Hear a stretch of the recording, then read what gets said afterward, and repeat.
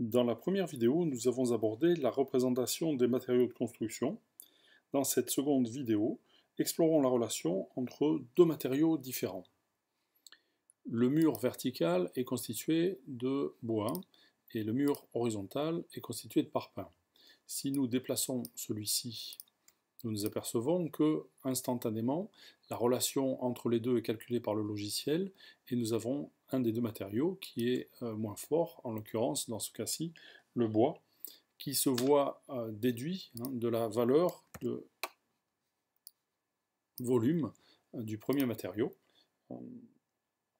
Si nous revenons sur la vue en plan, nous pourrions contrarier ce comportement en décidant d'affecter à ce premier mur un matériau de nature plus forte. À ce moment-là, la relation est inversée, et quand nous passerons en 3D, c'est le premier mur qui se voit réduit du volume du précédent. Ce comportement est assez familier et existait plus ou moins de manière équivalente sur les versions précédentes. Nous avons par contre un comportement tout à fait nouveau dans cette version au niveau de la relation mur-dalle. Donnons à ce mur un matériau de construction de nature moins forte que celle de la dalle et déplaçons la dalle verticalement. Instantanément, le résultat se manifeste. Le mur traversé par la dalle voit son volume déduit de celui de la dalle, et ceci se vérifie en 3D.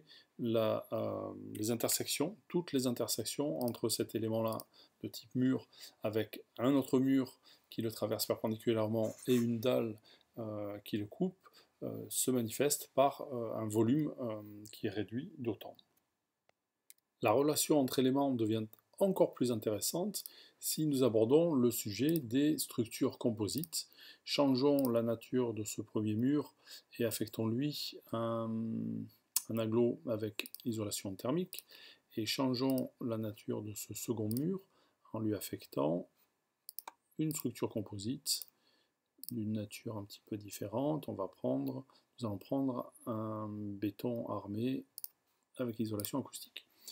Vous apercevez immédiatement que les relations sont établies, des intersections en plan se manifestent de manière cohérente.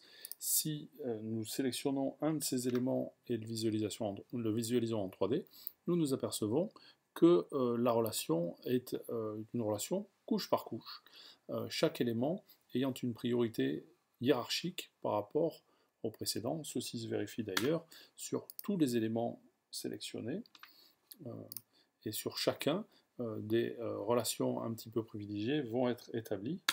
Si nous affectons à la dalle de la même manière une structure composite, sélectionnons une dalle de béton armé de 20 avec carrelage et isolons cet élément en 3D, nous nous apercevons que la relation entre chacun des éléments dans la partie 3D se manifeste aussi de manière hiérarchique. Qu'en est-il des coupes? Sur les coupes, même type de relation. Les éléments de structure composite voient chacun de leurs matériaux trouver une position avec une relation intéressante, puisque dans ce cas-là, tous les matériaux de construction s'expriment avec les attributs qui leur sont propres.